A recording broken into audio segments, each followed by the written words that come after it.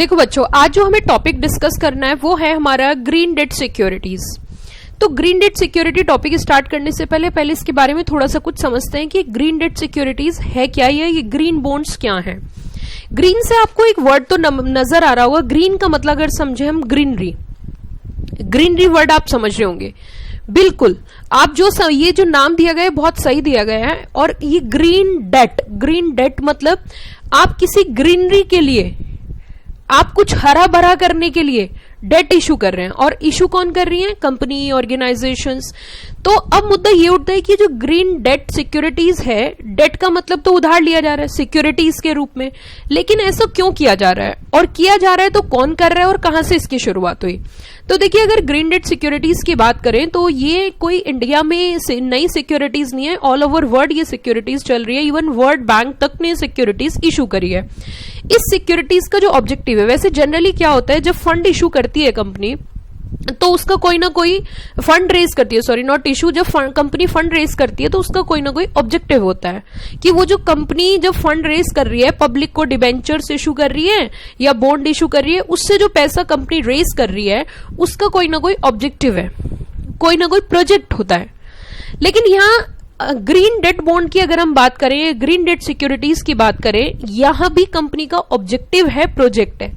लेकिन यहां जो कंपनी का प्रोजेक्ट है वो कुछ इस तरीके का प्रोजेक्ट है जिससे ग्रीनरी आने वाली है, जिससे हमारा देश हरा भरा होने वाला है।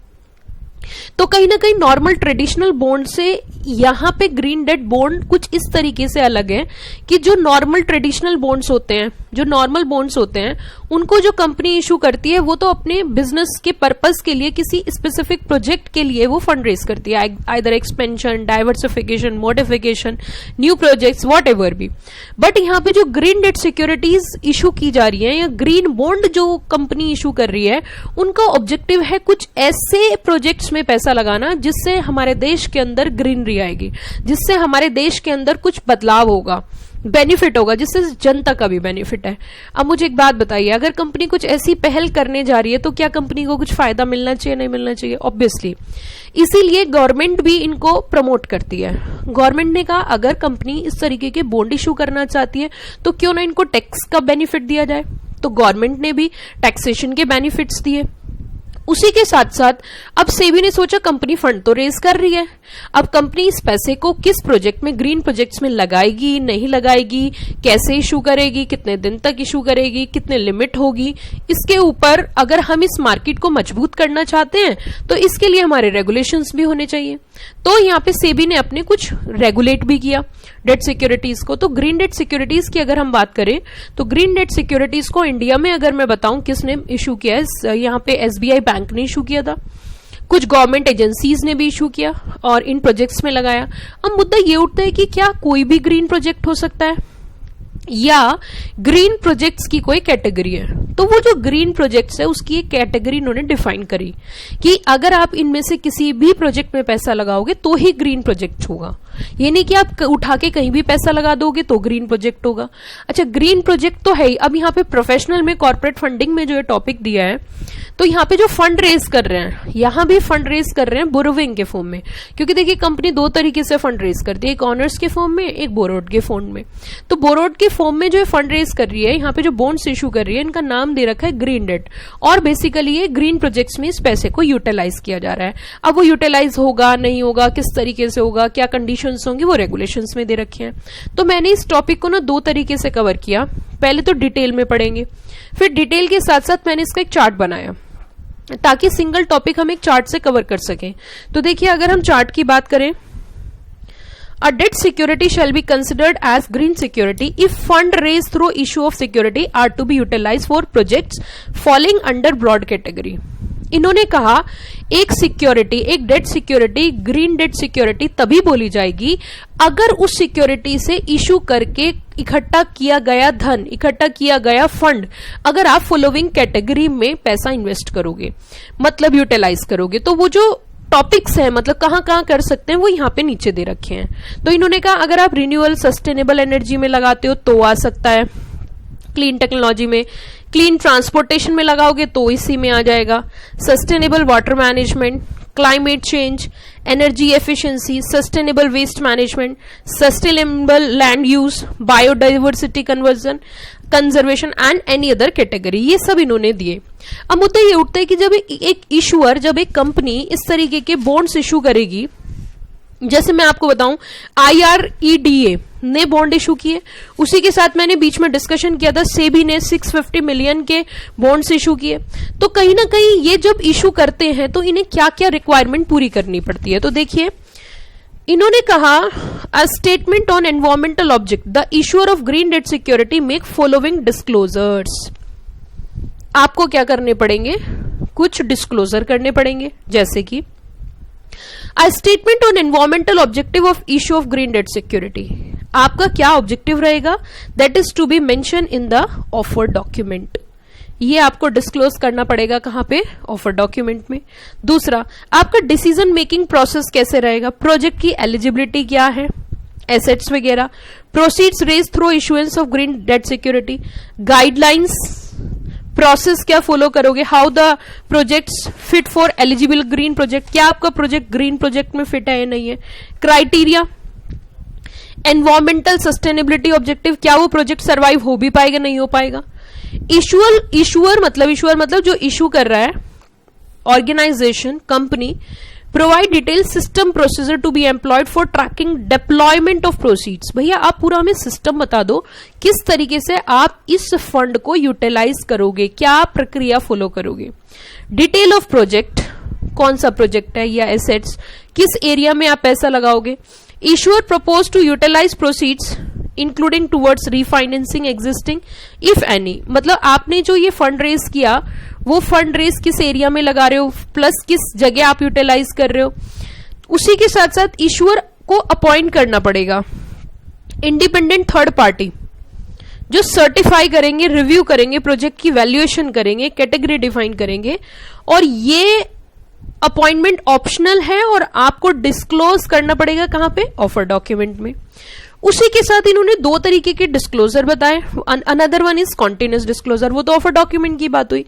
अब अगर कॉन्टिन्यूस डिस्क्लोजर की बात करें, इन्होंने कहा disclosure along with annual report and financial results. क्या आप ये बताओ, आपने जो फंड रेज किया था उसका यूटिलाइजेशन और अनयूटिलाइज क्या है, कितना पैसा आपने यूटिलाइज किया और कितना पैसा अनयूटिलाइज है, इसकी डिटेल आपको समय समय पे देनी पड़ेगी। और ये जो यूटिलाइजेशन है ना, ऐसा ना हो कि आप ऐसे ही बोल दो हमने सारा पैसा लगा दिया, इसको आपको क्या कराना पड़ेगा, वेरीफाई कराना पड़ेगा, वो भी किससे, एक्सटर्नल ऑडिटर से, to verify internal tracking method, allocation किस तरीके से आप एलोकेट कर रहे हो, list of projects to which green securities have allocated. However, where confidential agreement limit the amount of detail can be made about specific projects, qualitative performance indicators, feasibility, method and key underlying assumptions, क्या क्या methods हैं, क्या क्या assumptions हैं। उसी के साथ साथ जो कंपनी है उसकी जिम्मेदारी क्या है, obligations क्या है। एक तो इन्होंने कहा कि डिसीजन मेकिंग प्रोसेस आपको बताना पड़ेगा, कंटिन्यूइंग एलिजिबिलिटी, क्या आप कंटिन्यूस आप उस प्रोजेक्ट में फिट हैं भी या नहीं, limitation statement on environmental objective, and ensure all projects funded by proceeds meet documented objective. जो आपने डॉक्यूमेंट में बताया था क्या उसी के अनुसार आप पैसा यूज कर रहे हो, और आपने जो फंड रेज किया है वो सिर्फ और सिर्फ उसी पर्पस के लिए यूटिलाइज कर सकते हो जो पर्पस आपने ऑफर डॉक्यूमेंट में डिस्क्लोज किया था। अदर देन इसके अलावा किसी और जगह आप उसे यूटिलाइज नहीं कर सकते। And issuer green debt security any agent appoint by issuer flow globally accepted standards for issue measurement, environment impact क्या रहेगा, आइडेंटिफिकेशन प्रोजेक्ट्स क्या होंगे, यूटिलाइजेशन क्या होगा, disclose same in other offer document, disclosure document और कॉन्टिन्यूस डिस्क्लोजर्स। एक्चुअली ये all over world green debt securities को promote कर रहा है, तो इन्होंने कहा आपको कुछ ग्लोबल गाइडलाइंस जो हैं वो भी कहीं ना कहीं फॉलो करनी पड़ेगी। देखिए ये तो मैंने आपको वो बताया जो इंस्टीट्यूट के मतलब जो हमारे डिटेल नोट्स हैं उससे। दूसरा मैंने क्या किया कि एग्जाम के पॉइंट ऑफ व्यू से एक चार्ट बना दिया, और अगर चार्ट की बात करें तो इससे हम जल्दी रिवाइज कर सकते हैं। पहली बात तो ग्रीन डेट सिक्योरिटीज कौन सी सिक्योरिटीज होती हैं, तो इन्होंने कहा ग्रीन डेट सिक्योरिटीज वो सिक्योरिटीज होती हैं securities issued by the company for the purpose of utilisation, किस तरीके के प्रोजेक्ट्स? Green projects. अब ग्रीन प्रोजेक्ट्स में कौन कौन से प्रोजेक्ट्स आ जाते हैं? तो पहला इन्होंने कहा रिन्यूएबल सस्टेनेबल एनर्जी, दूसरा क्लीन ट्रांसपोर्टेशन, तीसरा sustainable water management, fourth climate change, fifth energy efficiency, six sustainable waste management, that is not weights but waste, biodiversity, green houses वगैरह, ये मैंने बताई दिया, ग्रीन बिल्डिंग्स। अब इसकी देखो आपके एग्जाम में अगर 4 मार्क्स का क्वेश्चन आएगा तो आप इजीली सारे पॉइंट्स आपको बहुत डिटेल में क्रैम करने की जरूरत नहीं है, आपके पास कुछ ऐसा भी होना चाहिए जो लास्ट मोमेंट पे आप रिवाइज करके उसे इजीली कवर कर सको। तो ग्रीन डेट सिक्योरिटीज की अगर हम कैटेगरी की बात करें तो मैंने 7 कैटेगरी यहां पे लिखी। दूसरा रेगुलेट कौन कर रही है? सेबी 2015 मतलब 2015 में भी paper concept of paper for issuance green bonds in India. 30th में came out circular disclosure requirement. And disclosure requirement की अगर हम बात करें, डिस्क्लोजर इन ऑफर डॉक्यूमेंट क्या क्या? Detail of environmental objective of green debt security, brief detail of decision making, process क्या follow कर रहे हो, डिटेल ऑफ प्रोजेक्ट, एंड आपको लास्ट में क्या करना है? अपॉइंटमेंट करना है इंडिपेंडेंट व्यूअर। जो 3 पेज का आपका टॉपिक था वो मैंने 1 पेज पे कवर करने की, पॉइंट्स में कवर करने की कोशिश करी ताकि आप चार्ट बुक से इजीली क्या कर सको? रिवाइज कर सको at the time of exam. 3 तरीके की स्ट्रैटेजी मैं फॉलो कर रही हूँ। One is the detail book, तो है ही हमारी, जिसमें कोई टॉपिक छूटा हुआ नहीं है, सब कुछ कवर है। सेकेंड स्ट्रैटेजी क्रक्स नोटिंग हमारे पास है, क्रक्स बुक है, और तीसरी हमारे पास चार्ट बुक है, और फोर्थ वन इज हमारी क्वेश्चन की प्रैक्टिस बुक है, राफेल के नाम से जो मैंने निकाली है। अब डिस्क्लोजर की बात करें तो एक है continental disclosure, issuer compliance of LODR regulations 2015, following disclosure along with its annual report and financial statement, क्या क्या डिटेल देनी है? Detail of utilisation of proceeds और अनयूटिलाइज, एडिशनल रिक्वायरमेंट बोली, लिस्ट ऑफ प्रोजेक्ट और assets of green debt security, qualitative performance, method, क्या method आप follow कर रहे हो वो। उसी के साथ साथ इन्होंने बोला what is the obligation of issuer. Issuer maintain decision making process which is used to determine, क्या बताएगा आपको? एलिजिबिलिटी।